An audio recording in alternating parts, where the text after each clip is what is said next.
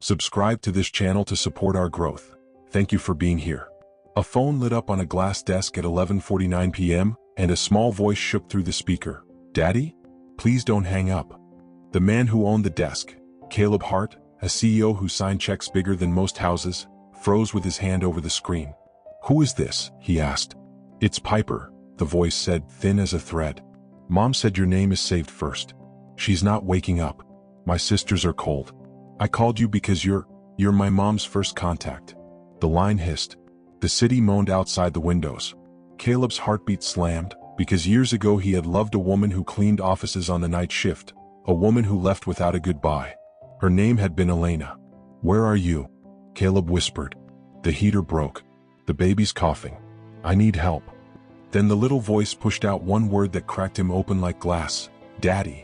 If a child called you daddy in the night and begged you to save her family, would you answer? Tell me in the comments where you're watching from so I can shout you out in the next episode that he didn't put on his coat. He didn't think about the meeting at 8 or the messages he had ignored all week. He just grabbed the phone, hit speaker, and said, "Piper, I need your address." The girl read it off a crumpled bill she found on the counter. He knew the neighborhood: old brick buildings, narrow stairs, a corner store that never slept. "Keep me on the line," he said. "Talk to me, okay?" "Okay," she whispered. He walked fast through the empty office.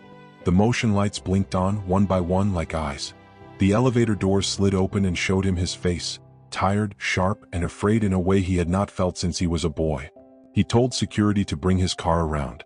He told his driver, Nick, to take the back streets. He told himself this was only about safety and kindness. He told himself it was not about the woman who had laughed with him over vending machine coffee and folded paper cranes from sticky notes. He told himself it was not about the letter she left with no explanation, the one he carried in his wallet for a year and then tore in half without throwing away. "Are you still there?" Piper asked, her breath fast. "I'm here," he said. "Tell me about the room." "It smells like bleach and onions," she said. "The blanket is scratchy. June is 7. Ivy is 4. We tried to make tea but the kettle screamed and Mom didn't wake up." He pictured 3 girls on a thin mattress, pressed together like spoons.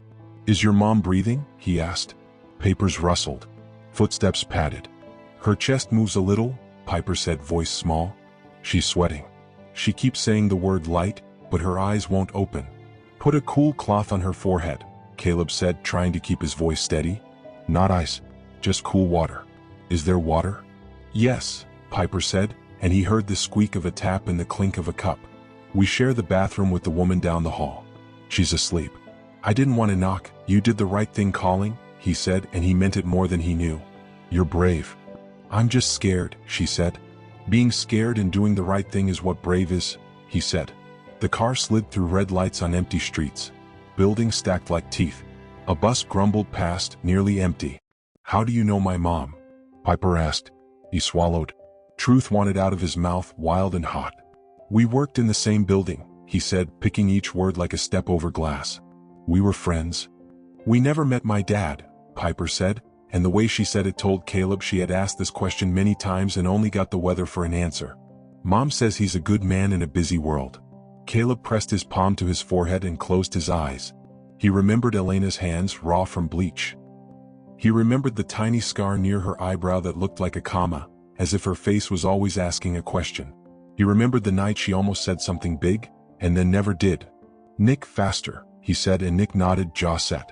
The city blurred into a ribbon. "Piper," Caleb said, "I'm almost there. If anything changes, tell me right away." "We're okay," she said. June's holding the baby's hand. Ivy keeps counting the cracks in the ceiling to calm down. 1, 2, 3, she always starts over at 10. Static hissed. "There's someone in the hallway," Piper whispered suddenly. Bang like a door. Caleb sat up straight. "Lock the door if you can." "We don't have a lock that works," she said, and the way she said it told him this was normal, and that made his chest tight. "Put a chair under the knob," he said. "And stay quiet. I'm 2 minutes away." He reached the building. A long brown wall with flaking paint and a stairwell that breathed out damp and time. He told Nick to keep the engine running and called his assistant, Kelly. "Find the nearest urgent care that's open," he said. "Get a nurse on the line. Send me the quickest route and call 911 to meet me." Kelly asked a question he didn't answer. He ended the call and took the stairs 2 at a time. The hallway smelled like boiled cabbage and mop water. A TV muttered behind a door. Someone coughed. Pipes ticked. He found the number on the door, 3B written with a black marker on tape. He knocked once and the door opened before his knuckles fell. Piper stood there. 11 years old, hair in a messy ponytail, face pale, a big t-shirt sliding off one shoulder, bare feet on tile that looked cold. Behind her, a girl with braids, June, held a smaller girl, Ivy, who had a cough like a barking puppy. A fan rattled. A pan sat on the stove with nothing in it. "You came," Piper said, like she couldn't believe a promise could turn into a person. "Of course," Caleb said, stepping inside. The room was small. 2 steps took him from the door to the bed. Elena lay on her side with her arm over her stomach, lips cracked, hair stuck to her cheeks. Her skin was hot to the touch and her breath sounded thick. "Elena," he said softly. Her eyelids fluttered. The sound of her name in his mouth shook him more than he wanted. "We need to get your mom to a doctor," he told the girls. "Nick will drive. The ambulance is on the way." He slid one arm under Elena's shoulders and the other under her knees. She weighed less than the memory of her. Her head fell against his jacket. A folded paper slipped from under her pillow and drifted to the floor. Piper picked it up, eyes flicking across the top line, then she quickly handed it to him like it was burning her fingers. He glanced down and saw his own last name written there in black ink, Hart, next to a first name that wasn't his. He blinked. The letters swam. "What is it?" June asked, voice small. "Just a paper," he said, sliding it into his pocket without looking again. "We'll read it later." They hurried down the stairs. The night air bit his face and felt good. He set Elena gently in the back seat and told the girls to climb in. The building manager, a heavy man in a tank top, stepped out from a shadow with his phone raised. "Hey," he said. "No rides unless the rent is settled." "I called already." "She's behind." Caleb stared him down. "Stand aside," he said. "This is an emergency." The man squinted. "You the father?" The word hit like a thrown stone. "I'm the help," Caleb said, and he meant it. Nick's eyes flashed in the rear view. The manager hesitated and then shuffled back with a shrug. "Be back by morning or the locks change," he said to no one and everyone. Piper hugged herself tighter. Ivy coughed. June looked like she wanted to say a bad word but swallowed it. The car pulled away. City lights jumped. Elena stirred and whispered something that sounded like, "Don't let them." Caleb leaned close. "Don't let who?" She gave a small shake of her head and went quiet again. Piper watched his face. "You said her name like you know it," she said. "I told you," he said, keeping his voice even. "We were friends." "Friends who care enough to carry you," June said softly, eyes on him like she could read a book from 2 words. He didn't answer. He didn't know what answer was right. He looked back at Elena and saw the same tiny eyebrow scar, the comma that made every look a question, and his chest hurt. Kelly called. "Urgent care on 9th is open," she said. "Ambulance will meet you there if you want." I also pulled her file from when she worked in our building, only the public parts. Caleb stared out the window at the street signs and said, "Text the address. And Kelly, keep this off the calendar." She understood because she always did. He ended the call and found Piper watching him again. "Do you always help people like this?" she asked. He smiled without humor. "I don't do it enough," he said. "But tonight, yes. Mom says people with good suits forget small rooms," she said. "I don't want to forget," he said. "Not this room," Piper said, and she wasn't talking about the walls. They reached urgent care. A nurse with tired eyes and quick hands helped them. Elena's fever was high. They started fluids. They listened to her chest. They asked about medications and Piper handed over a plastic bag with 2 pill bottles and a folded paper. A bill with angry numbers and a date stamped in red. "She's been working?" the nurse asked gently. 2 part-time jobs, Piper said. Cleaning and a kitchen. She got sick and tried to keep going anyway because the rent man keeps putting notes on the door. The nurse nodded like she had seen this 100 times and still felt it every time. Ivy coughed into a towel. June rubbed her back in circles. Caleb moved like a shadow, signing papers, paying in advance, answering questions, standing when the girls needed standing and sitting when they needed sitting. They put Elena in a small room with a curtain that didn't quite reach the floor. Machines beeped. Air moved. Piper climbed into the chair by the bed and held her mother's fingers.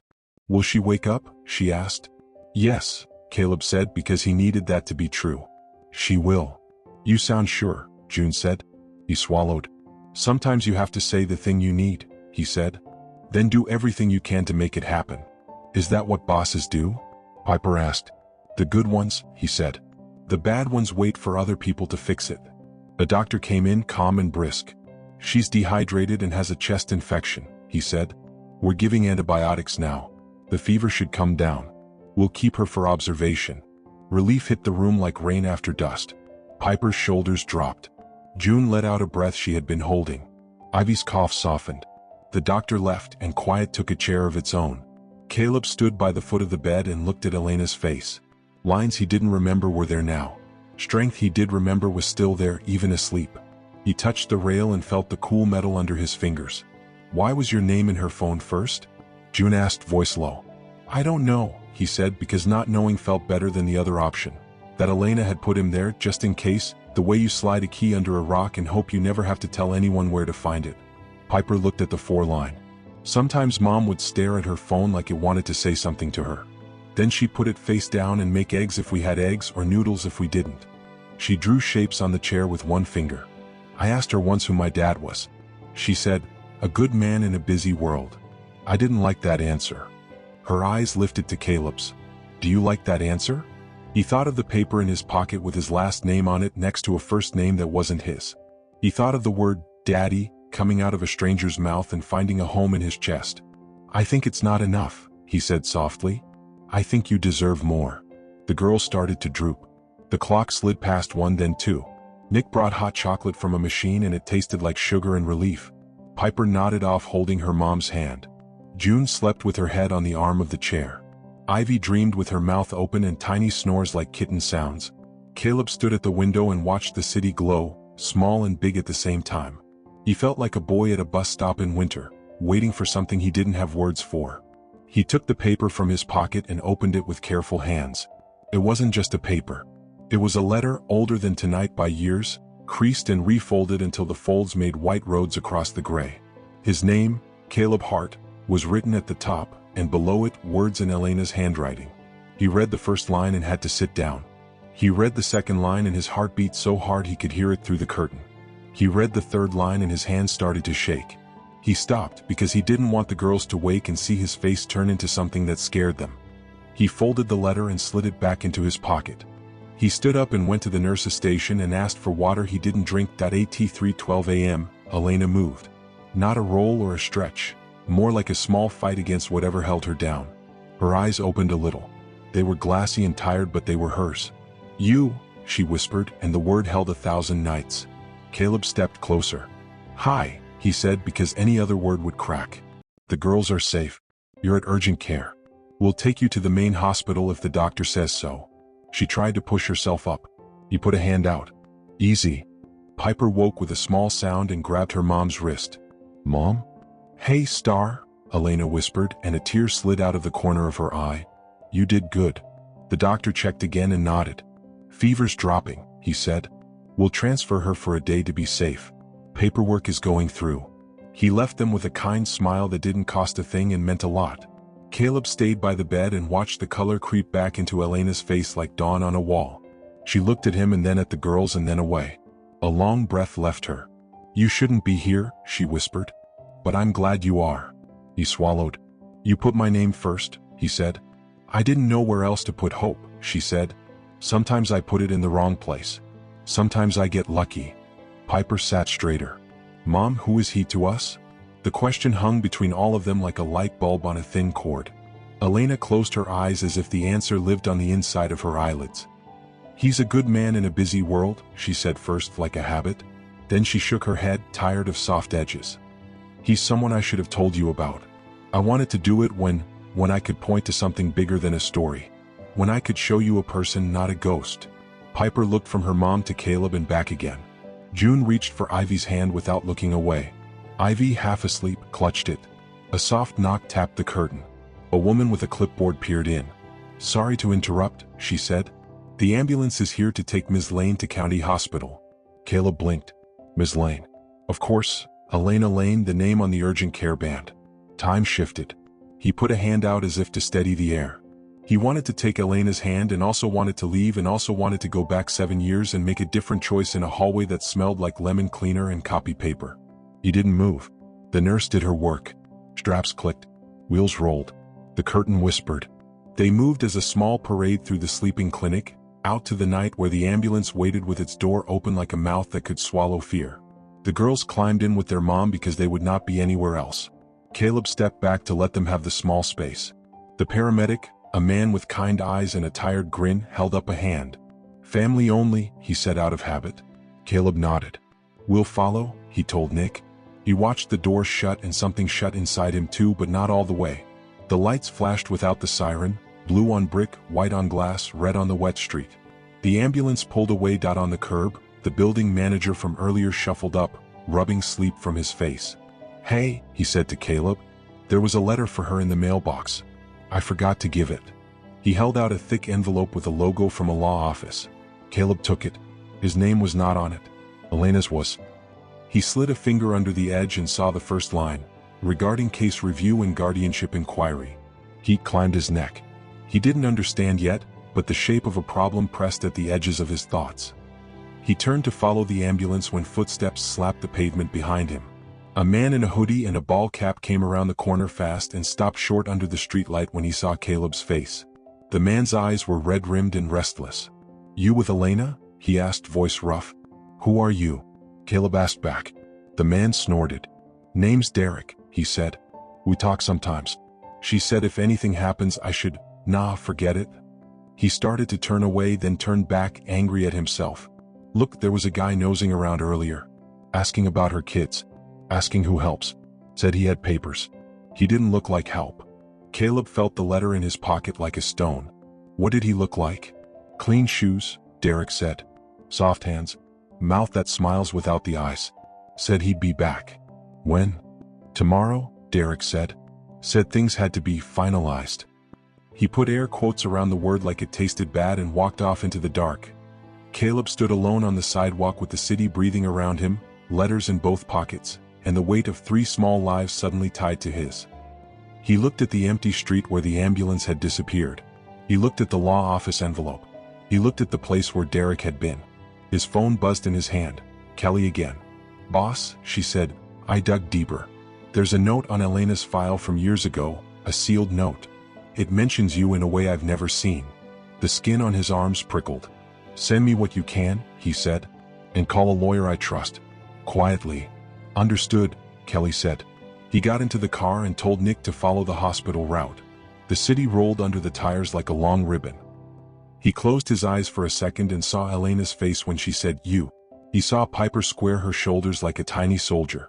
He saw June standing between her sisters like a wall that wouldn't fall. He saw Ivy counting cracks in the ceiling when the world felt too big. He opened his eyes and stared at the hospital lights growing ahead like a landing strip. In his chest something settled, not easy, not soft, but steady. He knew what it was when he named it, a promise. He stepped out of the car at the hospital, letter still sealed, old words folded and warm from his pocket, and the night air carrying the sound of a baby somewhere, crying and then not. He walked toward the sliding doors that opened with a whisper like someone saying, "Now." He didn't know what the papers would say. He didn't know who the man with clean shoes worked for. He didn't know how to explain 7 years to a girl who needed more than a busy man for a father. But he did know this. The next choice had to be better than the last one. Caleb stood frozen in the hospital hallway. The man with clean shoes and a polished folder lifted his chin, his voice smooth as silk but sharp as a blade. "By morning, custody of the 3 girls will be reviewed. Their mother is unstable, her income is insufficient, and your name appears in the file. There's a claim already filed, with you tied to it. Think carefully before you interfere." The words echoed, louder than the hum of machines and the shuffle of nurses. Piper stirred on the waiting chair, her wide eyes watching Caleb as if she could feel danger without knowing its shape. He forced a smile at her, but his chest burned. He didn't answer the man, not yet. He simply stepped closer, close enough to smell the cologne, close enough to see that the man's smile never touched his eyes. "Leave," Caleb said. The man chuckled low. "See you in court." Then he walked out, his shoes clicking like nails on marble. Caleb's hand closed around the folder the man had left behind on a side table. It bore his company's logo and a legal stamp. His name printed in bold across the header. Caleb Hart, Potential Guardian Review. The letters shook in his hands, not because of the paper but because of what it meant. Piper leaned closer. "What did he say?" Caleb tucked the file under his arm. "Nothing you need to worry about tonight. But he was lying and she knew it. Kids always know. Inside the small hospital room, Elena slept, her breath shallow but steadier than before. June sat curled beside her mother, stroking her arm in slow, patient motions.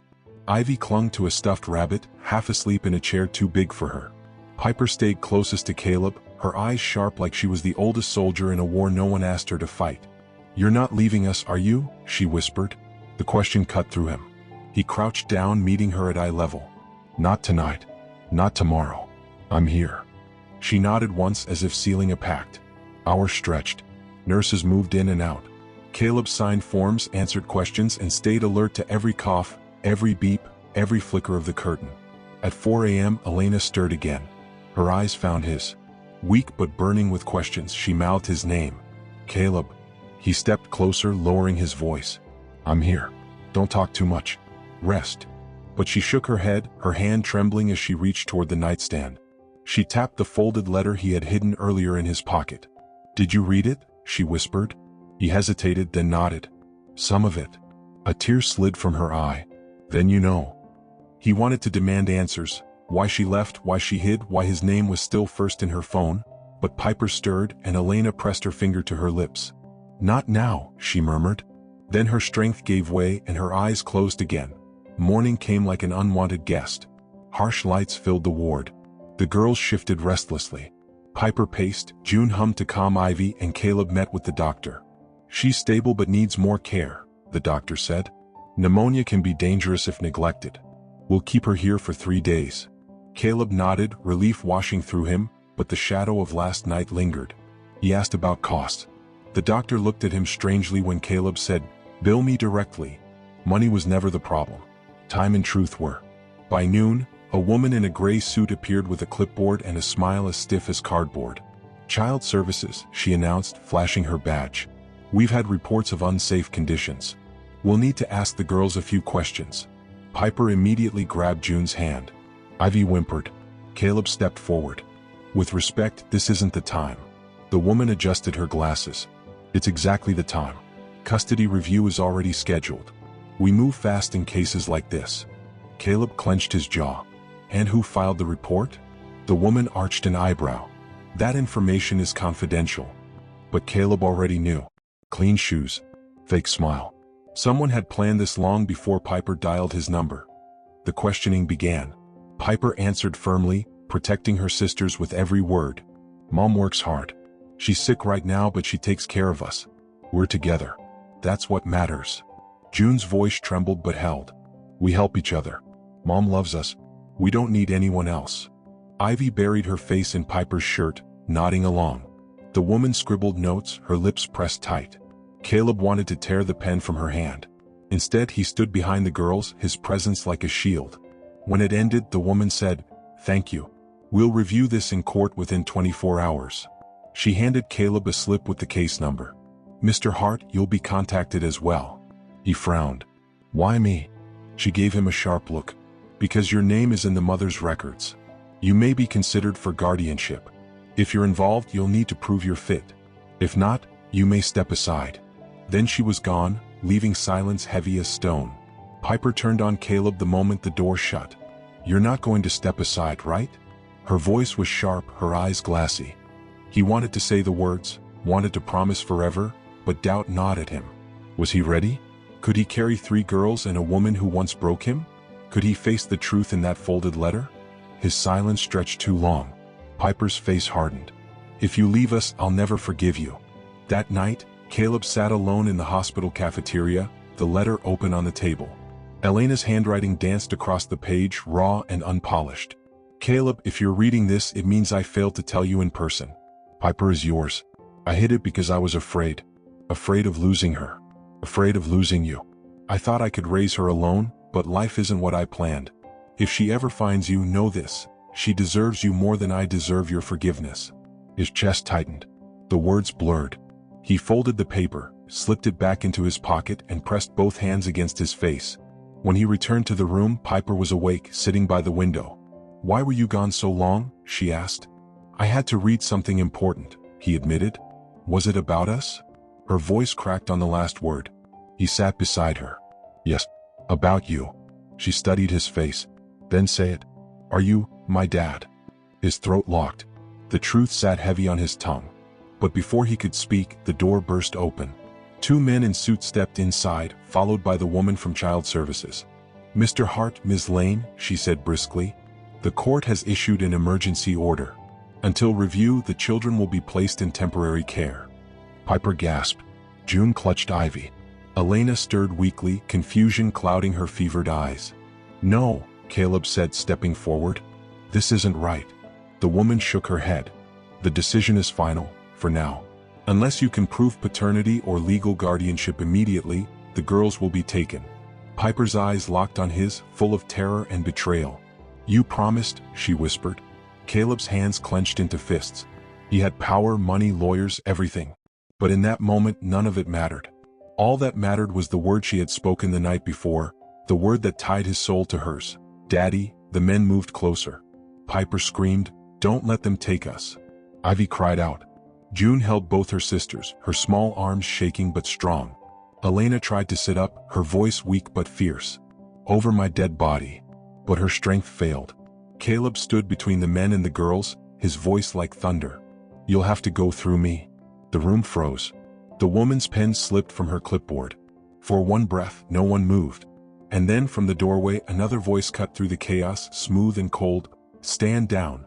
The court belongs to me now. It was the man with the clean shoes, a folder in his hand, a smug smile on his lips. By sunrise, Hart, these children will no longer be hers, or yours. The hospital room seemed too small for all the people inside. 3 frightened girls clinging together, a pale mother fighting to breathe, 2 men in black suits waiting to drag them away, a stern woman with a clipboard, and Caleb Hart, who had more power than anyone in the room but somehow felt powerless. The man with the clean shoes leaned against the doorway like he owned the place. His smile was sharp. You can't stop the order, Hart. This is legal. By sunrise, they're gone. Caleb straightened his shoulders. His voice came out low and steady. Not if I prove otherwise. The man tilted his head, amused. And how do you plan to do that? You think money can buy everything? The court doesn't bend to your company. Caleb stepped closer. No, but truth does. He pulled the folded letter from his pocket, Elena's words trembling in his hand. He could feel Piper's eyes on him, wide with hope and fear. He looked at Elena. Her lips parted, weak but determined. Tell them, she whispered. Caleb unfolded the letter. His voice shook but he read anyway, Piper is yours. I hid it because I was afraid. The words filled the air like fire. The woman with the clipboard blinked hard. The man with clean shoes scoffed. A letter? That proves nothing. But Piper's cry cut through the argument. He's my dad. I know it. I've always known it. She broke free from June's arms and ran to Caleb, throwing her arms around his waist. Please don't let them take us. June and Ivy followed, their small hands clutching at him. Caleb's chest cracked open. For years he had buried his longing, his regret, his what-ifs. But right then it was no longer about him. It was about them. The woman with the clipboard cleared her throat. If this is true, we need proof. A test. Immediate. Caleb nodded. Do it now. The suited men hesitated, unsure. Elena weakly raised her hand. Blood type. Piper's is B. Mine is O. That means her father isn't anyone else. Her voice faded, but the truth hung heavy. The woman wrote quickly, her face softening. We'll note this. It changes things. But the court will still want formal confirmation.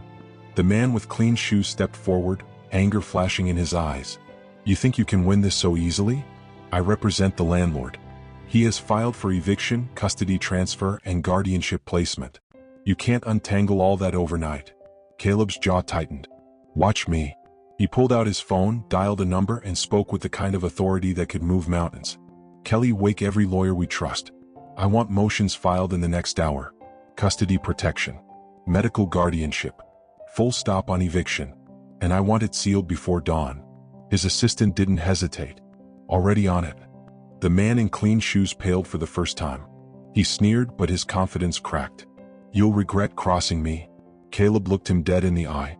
I've regretted too much already. This isn't one of them. Hours turned like stones. Lawyers arrived.